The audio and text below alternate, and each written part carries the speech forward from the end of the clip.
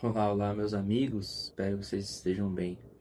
Faz um tempo que eu não posto aqui, muitas coisas têm acontecido na minha vida. Talvez eu faça algum vídeo dando um contexto, né, de que tem passado, mas agora eu queria focar aqui num texto que eu queria compartilhar com vocês, que tem falado muito comigo. Essa mensagem que eu vou compartilhar, ela com certeza vem da palavra de Deus, né? Mas ela foi inspirada numa pregação do Luciano Subirá, pastor Luciano Subirá.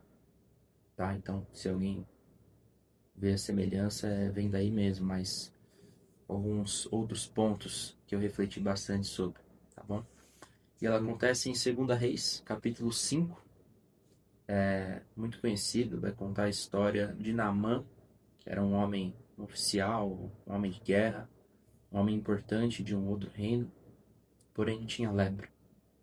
E ele ouve falar que havia um profeta em Israel, e ele é encorajado ali por uma mulher, uma conhecida da esposa dele, para ir lá, e ele recebe essa confiança de que indo lá certamente ele seria curado, né?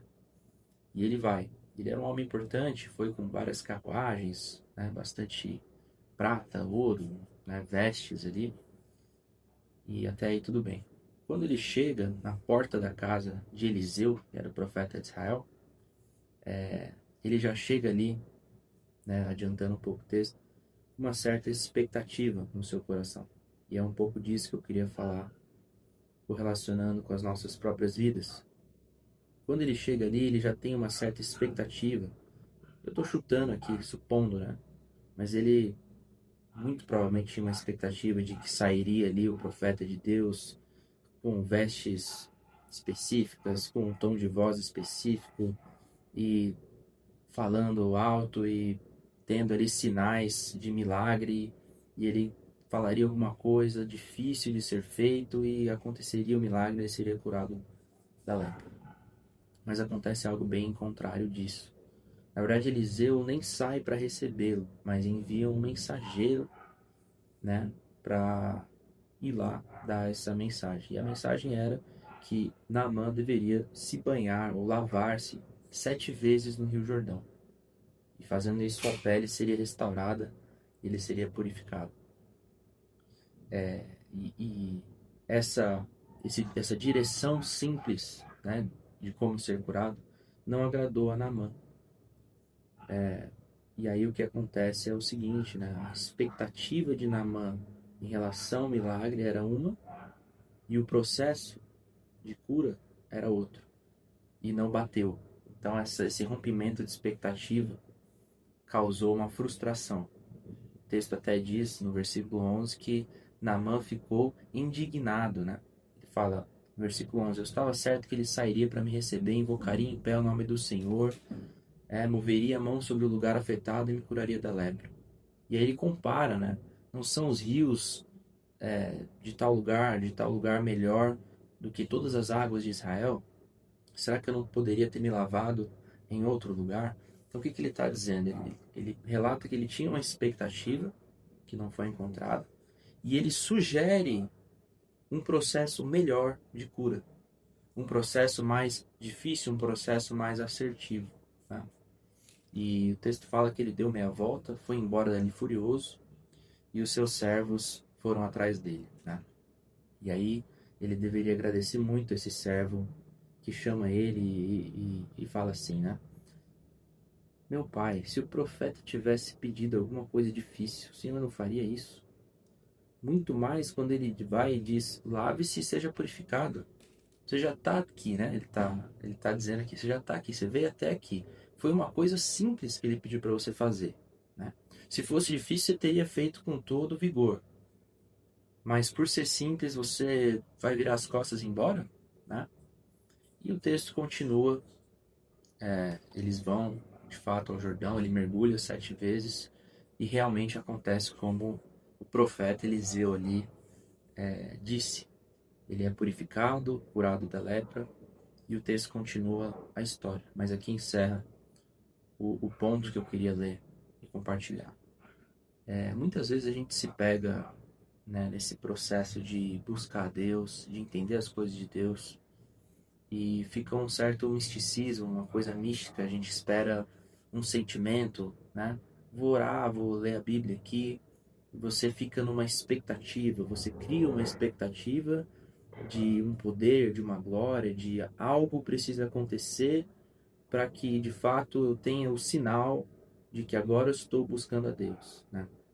E essa expectativa muitas vezes ela é chocada com uma realidade diferente. E que realidade é essa? De que o processo ele é simples, mas o resultado é extraordinário. Então, como eu falei, o Luciano Subirá tem uma pregação muito semelhante a essa, ali entra em outros pontos, mas essa mensagem minha é bem direta, né? É assim, não desanime, né? Não crie uma expectativa de que Deus precisa ter um sinal, uma revelação, uma coisa extraordinária, né? Para que você creia. Tenha fé no simples, porque o evangelho é simples. Jesus veio de uma cidadezinha minúscula, né? Que, enfim, tem até a brincadeira na Bíblia que um dos discípulos fala assim: pode vir alguma coisa boa de lá, né? Da onde Jesus vem, né? Então, assim, é simples. Ele nasceu ali num estábulo, né? Num lugar de numa manjedoura ali onde tinha animais ao seu redor. E é humilde e tudo, mas o que eu quero dizer é que o processo é simples e o resultado ele é extraordinário. Então, não desista de não desista de ler a sua palavra, de ter o seu momento com Deus, mesmo você não sentindo nada, mesmo não tendo alguma coisa extraordinária acontecendo, né, diante dos seus olhos, mas continue e persevere, porque a gente não detém, né, a gente não detém o conhecimento de como é o processo, de como é o caminho para ser feito. Nosso papel é seguir, obedecer. E Jesus manda, quando você for orar, entre no seu quarto, feche a porta do seu quarto e ore ao seu Pai que está no céu, né? É isso que ele disse. E não tem nada de extraordinário nesse processo, mas isso, dia após dia, vai gerando, né, vida nos nossos corações, vai nos transformando, vai nos moldando. E quando a gente percebe, o resultado realmente foi extraordinário. Para encerrar, eu queria ler Isaías 45:9. Não tenho intenção nenhuma de dar alguma pancada em alguém, né? Isso aqui fala muito comigo, mas Isaías 45:9 vai dizer: ai daquele que contende com quem o formou, daquele que não passa de um caco entre os cacos no chão. Acaso o barro pode dizer ao oleiro: o que você está fazendo? Será que a obra que você faz pode dizer: o oleiro não tem mãos? O que esse texto está falando? Exatamente isso. Nós somos caco e a gente vai questionar o que Deus está fazendo, né? Então, vamos temer, vamos exercer o temor de Deus, vamos exercer a fé e vamos alinhar a nossa expectativa com o processo simples, que é seguir a Jesus. E não digo simples de fácil, mas digo de simples muitas vezes comum, cotidiano, né? É uma vida diária, é algo que você não precisa, enfim, ter ali fogo e terremoto para estar na presença de Deus. Mas ele vem humildemente, suavemente e bate na porta dos nossos corações. E aquele que quiser aceitar, basta invocar o nome do Senhor, crer no seu coração e confessar com a sua boca que Jesus é Cristo, é o Senhor, ressuscitou dos mortos, como diz em Romanos, que se você confessar com a sua boca, você será salvo. Esse é o processo. Ele é simples e o resultado é extraordinário. Fique com Deus, meus irmãos. Um abraço.